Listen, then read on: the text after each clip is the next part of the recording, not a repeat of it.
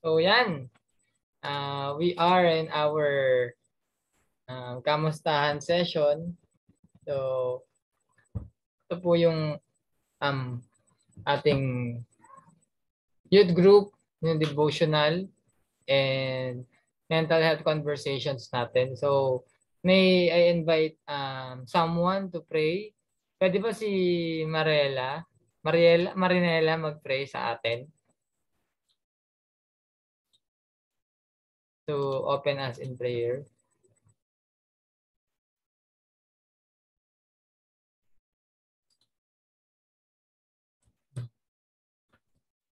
Or si Jackie, kung pwede, sinong pwede?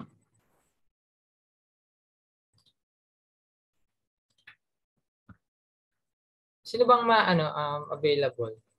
Maayos yung kanyang internet. Can lead us in prayer. Sino pong pwede? Sige, ako na lang din. Okay. Panginoon, maraming salamat po sa opportunity na to na kami po ay magkasama-sama po ngayon at magkaroon po ng youth devotional and mental health conversations. Dalangin ko po, Panginoon, ang inyo pong gabay at bigyan niyo po kami, Panginoon, ng karunungan at bigyan niyo po kami, Panginoon, ng humility sa lahat ng aming gagawin at kami po ay mabless sa inyo pong salita. In Jesus' name, Amen. So baka meron pa tayong mga kasama na pwede pang mag-join. No? So every Thursday, first and third week lang naman tayo. So mamaya mag-grouping sana tayo. So since konti lang tayo ulit, pero tuloy-tuloy pa rin po tayo. So pasa ko lang yung link natin sa Valenzuela, baka may mag-join. Wait lang.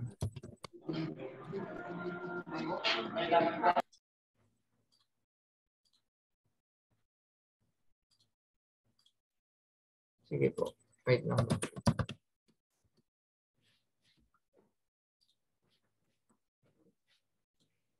So, yung pag-uusapan natin ngayon, no, ay maganda-ganda rin sana. So, nakikita po yung, ayan, may mga slides ako. Nakikita po yung slides? Sino po yung nakikita nyo dyan?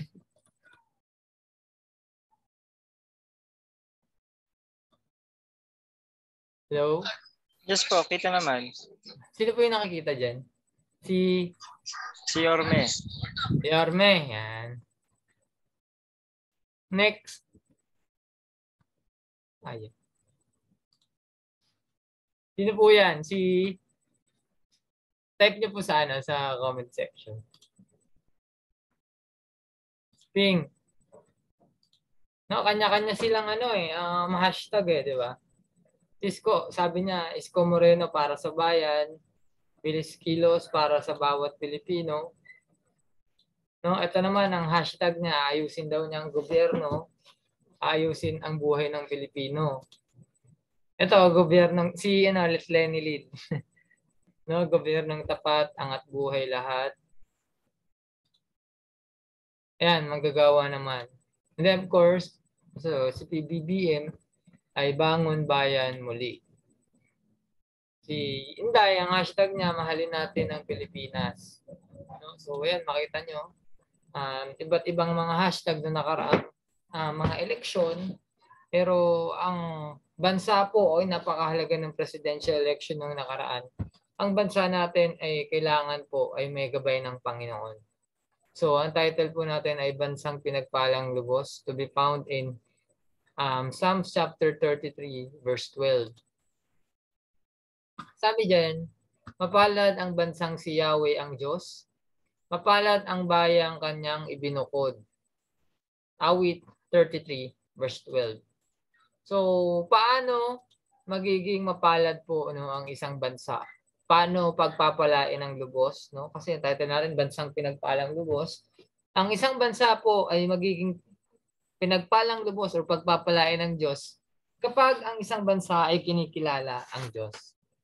So in this particular verse po, no, ang ang Israel, no, which is in Psalms chapter 33, which is the author is David, no, ang Israel po, no, ay it pertains to Israel, which is a very a few people and silang lahat po ay magkakamag-anak doon.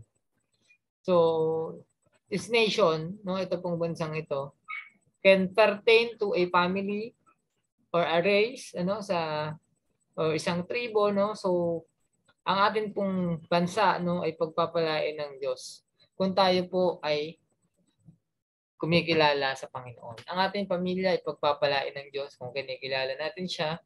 Ang atin pong angkan, yung ating mga relatives, yung ating kinasasakupan, city, ating barangay ay pagpapalain po kung kinikilala natin ang Diyos. Sabi po dyan, ang Diyos ay makapangyarihan. So, He is an omnipotent, omnipresent, and omniscient God. Ano po ba yung omnipotent? Kung sabihin siya yung pinakamakapangyarihan, no? Si all-powerful God. Hindi lang siya omnipotent, omnipresent din siya. So, God is always there in times of need. Kasi ang ibang definition ng omnipresent, sabi nila, God is everywhere. No? Pero kung ganun ang definition, ay magiging pantheism yon.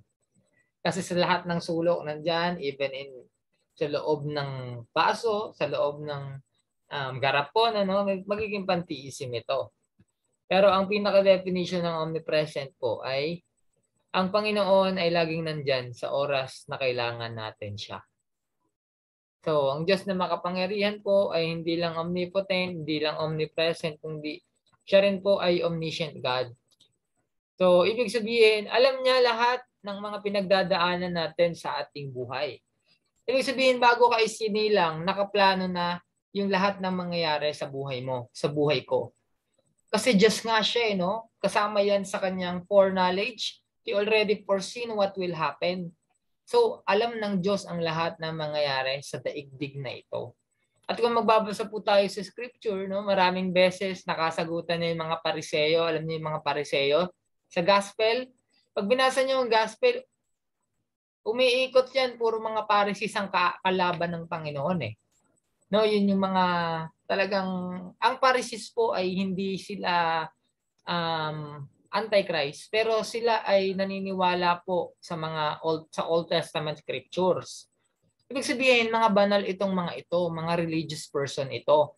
Pero hindi nila nalaman, hindi nila nakilala na si Jesus yung tagapagligtas. Kaya minsan yung mga religious leaders din, no, minsan sobrang talino, sa sobrang galing, hindi na nakilala si Jesus, hindi na nakikilala si Lord sa buhay nila. Minsan, ang daming alam sa scripture, ang daming alam, pero hindi talaga tama, wala talagang relationship kay God. No, so ang ating bansa ay pagpapalaing lubos kung ang atin pong bayan, no, ang atin pong bansa ay kinikilala ang Diyos. Alam niyo po, ang Israel, it started to be a nation. Ito po ay pinangako, no, in the life of Abraham na ang kanyang lahi ay magiging sindami, no, ng buhangin, no, sa mga sands, ano, at kagaya ng mga bituin sa langit. So hindi ito mabibilang. And then hindi naman yun naging nakasatuparan agad eh.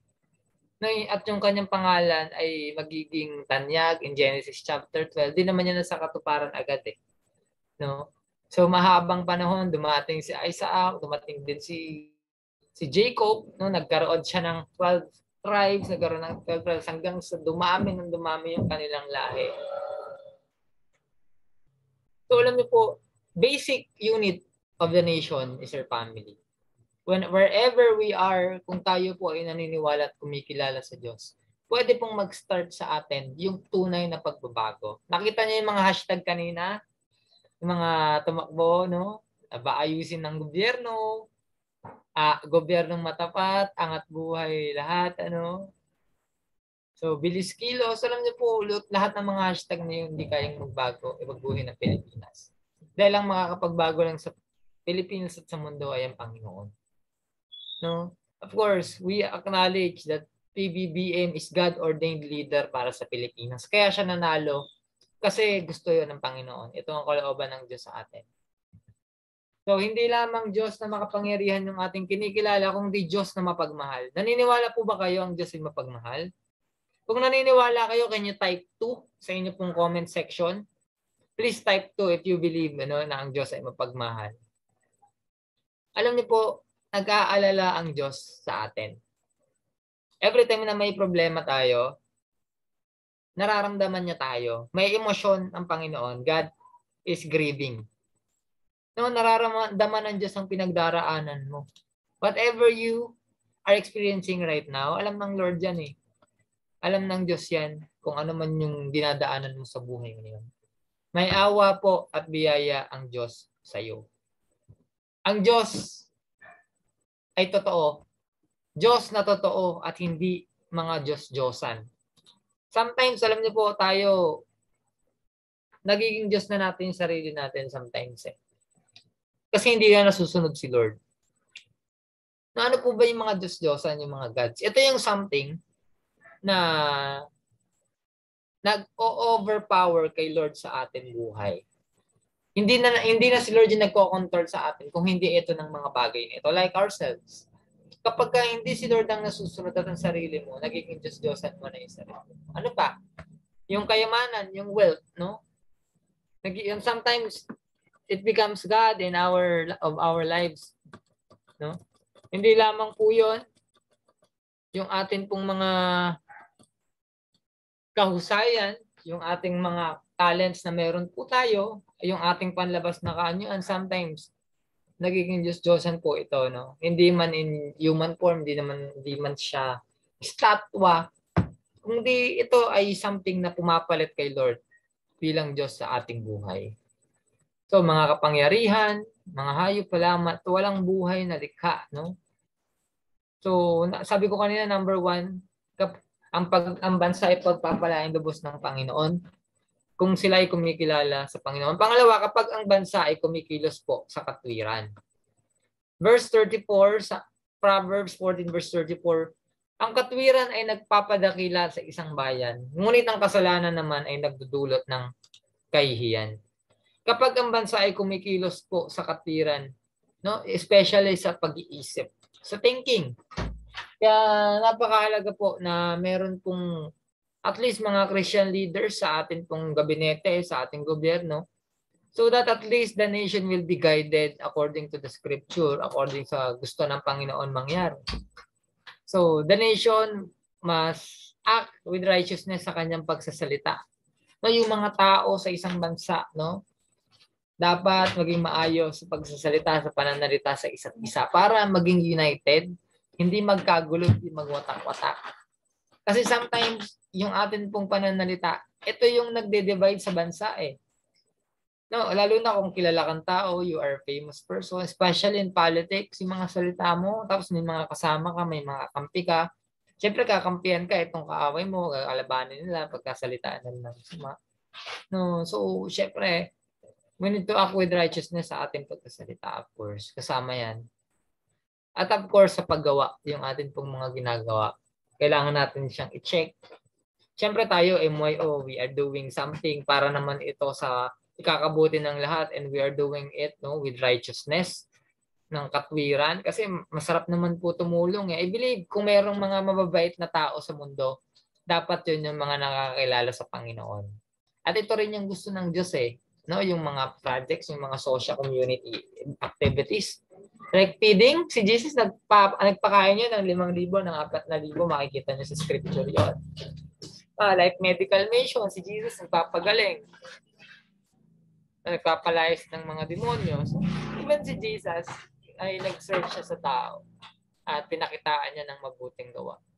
So, yun yung ginagaya natin. Actually, yun din yung example natin, hindi lang yung pagtulong. Nakita natin ito, the scripture kay Jesus talaga eh. Marami siyang mabuting mga ginagawa, no?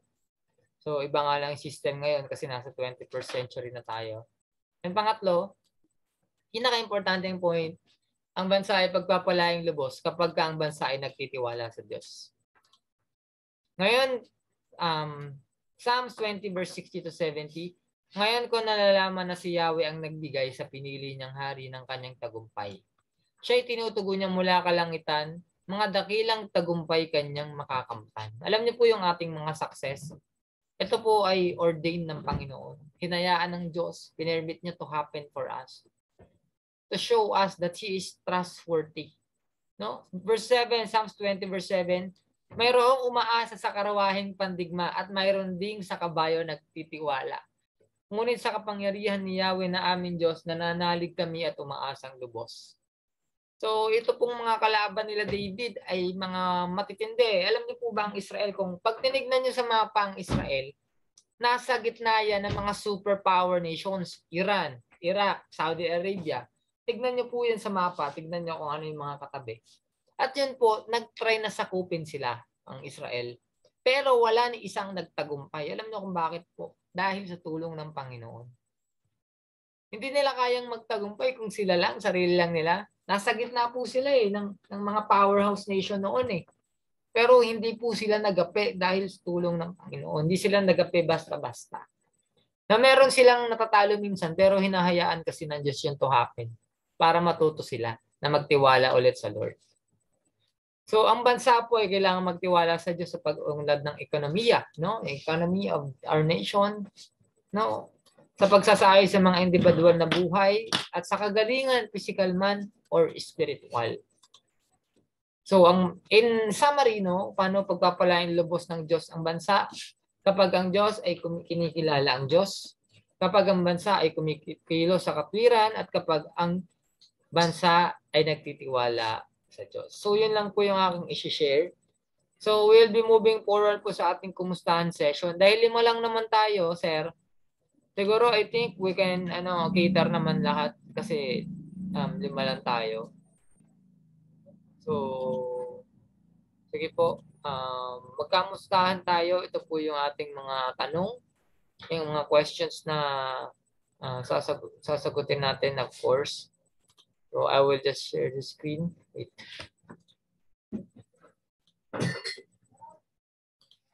Nakikita niyo po? Ito. Yes po. Ayan po ulit yung mga tanong na sasagutin natin. So pwede ba tayo isa-isa, sir? Total, 5 lang tayo. Sige po. Brother na lang tawagan natin, no? Sige.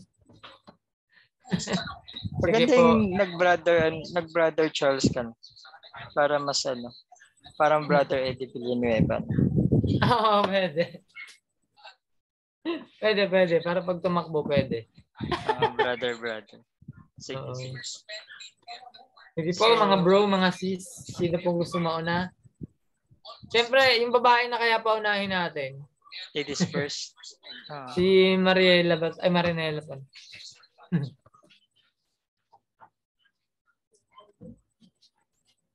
Nela?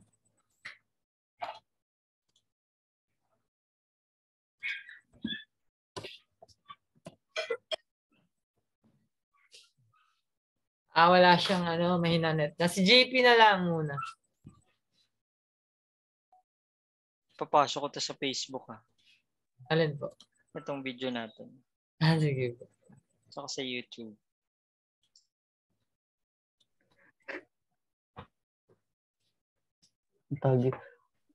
Nakita niyo po, no? Opo. Yung screen ko. Pwede po ba wala dun sa tanong yung yung i-share? Pwede naman. Pwede. Ano nakikita niyo diyan? Kamusta ang session? Yep. Opo. Sige, okay.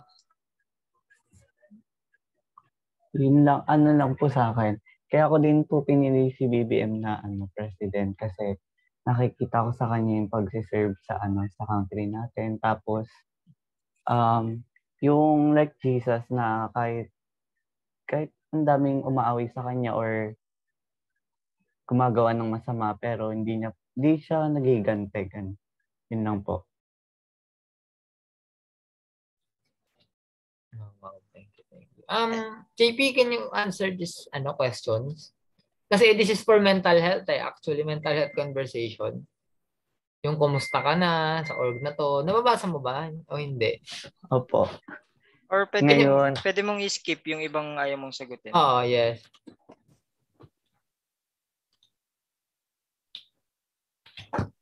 sa ngayon naman po, okay naman po. Yun. Ngayon. Nawawala, Brother Charles. Oo nga, nawala. Wait lang po. Naghahang ako. Wait lang, sarap.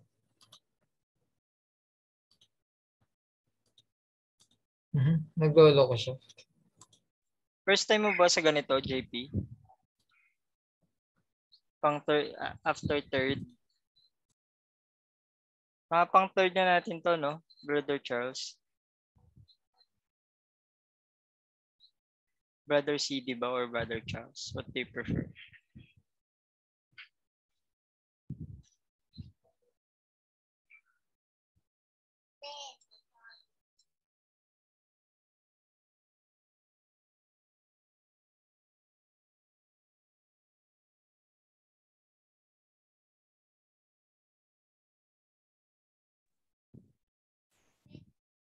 May gusto ko pang idagdag, Brother JP.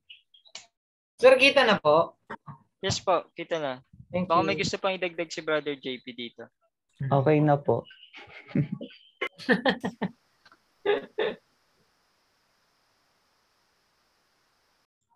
Iwan tayo ng mga ano natin. Anyways, sige lang, tuloy natin. Si Kuya Neil.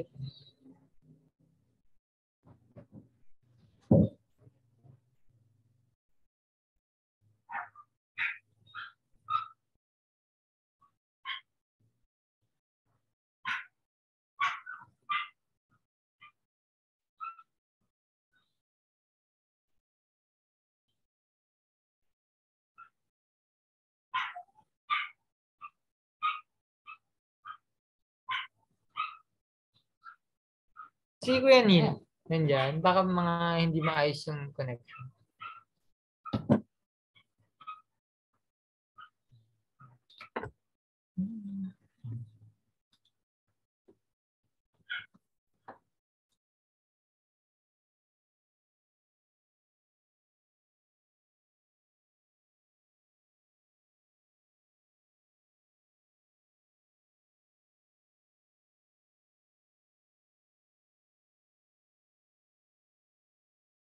Baka lang sa trabaho si Neil.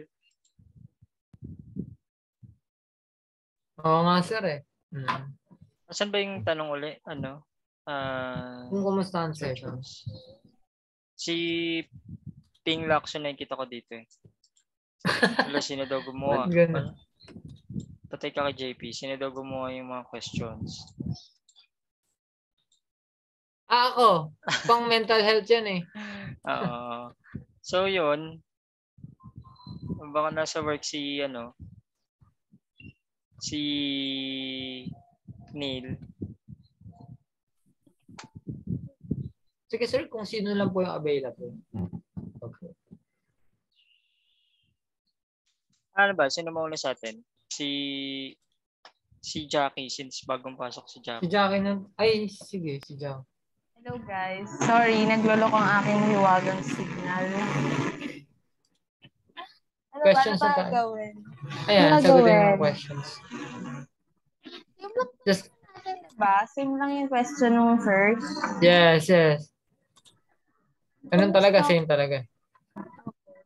Kamusta ako sa org na to? As usual, okay pa rin naman. Actually, naboboard nga ako. Ay? Wala na. But, hindi, what I mean na board, wala pa kasi ginagawa. So, ayun. Medyo nag-focus muna sa ACADS.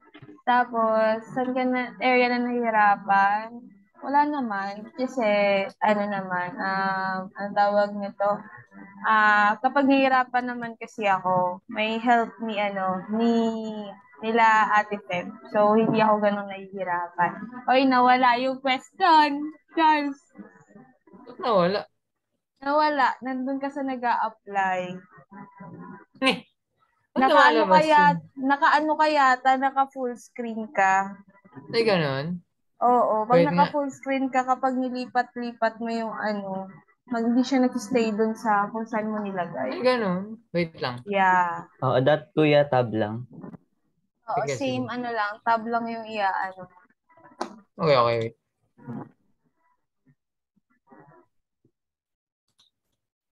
Nagahang siya. Lahat tayo namumblema sa connection. Si Charles nga nagtatanong din sa kung bahina daw ba internet. Wait lang.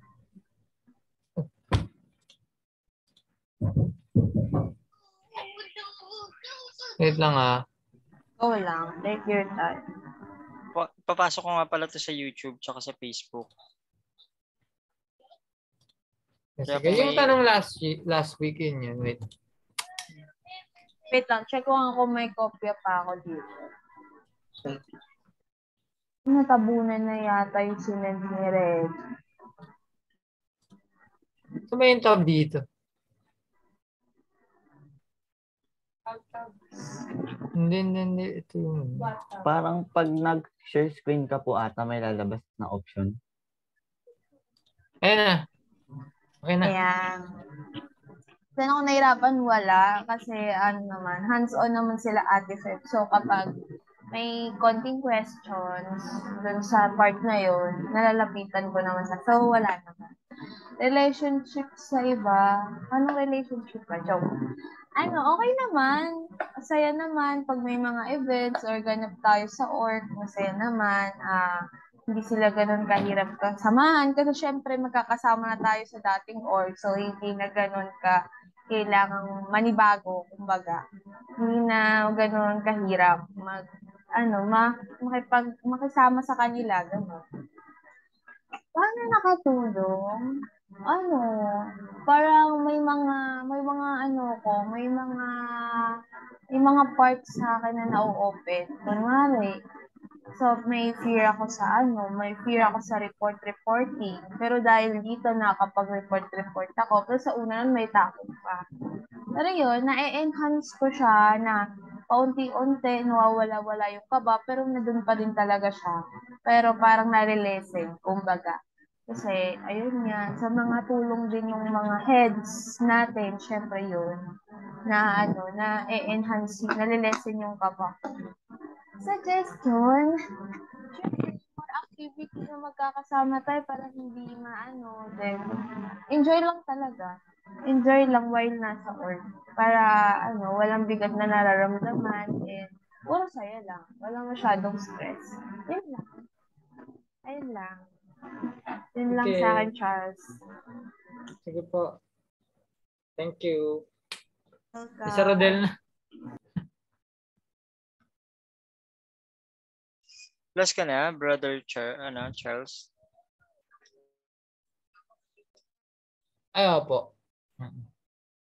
Okay. So, ayun, kumusta ka sa org nito? Well, as a founder, nahihirapan ako. And then, hindi ko kasi, ewan ko kung hindi ko lang ba yung mga mission and vision ko for this org. Hindi ko lang nare-relay ng tama or communication-wise, hindi ako ganun ka-effective to lay down those mission and vision for this org. And siguro, dahil nga doon sa mga weaknesses ko, like in design, sa mga letter, sa mga, graphics. Kaya, hindi rin consistent yung posting sa page, posting yung paggawa ng mga letters, na si Ma'am Peb yung inaasahan ko masyado. Tapos yung creatives team, medyo busy. So, yun. Sobrang, parang nade-delay yung mga, natin, mga ganap. Like, yung t-shirt, yung courtesy calls, dahil dun sa mga weaknesses ko na inaasa ko din sa iba.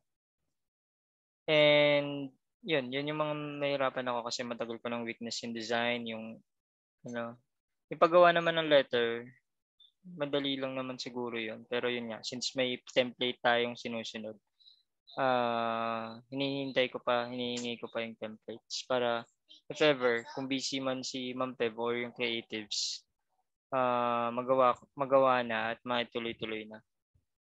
And then, yun nga, doon na rin ako sa area na yun nahihirapan. Tsaka siguro nga, hindi ko rin ma-relay yung vision ko dito sa org, yung mga plano, yung mga dreams ko sa org na to. Since tinayo namin to, hindi lang naman dahil trip lang namin kasi may mission kami to help the youth na rin in our own experience na gusto rin namin i-share yung mga youth camps, mga seminars, webinars na tinatnan namin. We want to share kung ano man yung lesson na natutunan namin doon sa mga youth camp na yon na sana matutunan nyo rin tsaka baka magamit nyo in the future. So yun yung parang isa sa mga hindi ko siguro ma-communicate ng tama. And hopefully, yung isa sa mga dream ko in this org, which is to be self-sufficient, self-sustained organization na tuloy-tuloy yung pasok ng pondo at tuloy-tuloy yung paggawa ng mga projects. Yun yung parang isa sa pangarap ko dito. And hopefully may communicate ko sa lahat ng members yun tsaka sa lahat ng officers para magkatulungan tayo kung ano man yung pwedeng maitulong. Kumusta relationship mo sa iba? Feeling ko na left behind ba ako or busy lang ba ako sa trabaho or medyo tahimik yung ngayon. Parang walang nag-share sa akin ng masyadong nangyayari sa buhay nila. Parang unlike nung mga first month natin, medyo active mag-share yung mga tao. Pero yun nga lang, ang sinishare syempre puro problema. Dito siguro sa org natin wala na masyadong problema. Medyo nagpo-focus na sa mga importanteng bagay like ACADS tsaka trabaho. Yun doon nata busy lahat ng tao ngayon. Mas nakakapag-focus sila sa mga important stuff, which is happy naman para sa akin na nakapag-focus na hindi na wala na dun sa toxic environment na pinanggalingan natin. So, ayun, nakakatulong ba ito na maabot ang yung goal? Sana makatulong. Currently, ang dami kong ini-invest in this organization. Time and energy and monetary na rin. Pero yun nga, para lang din maabot yung goal na nakikita ko dito sa org. And hopefully, mas marami pa akong makita.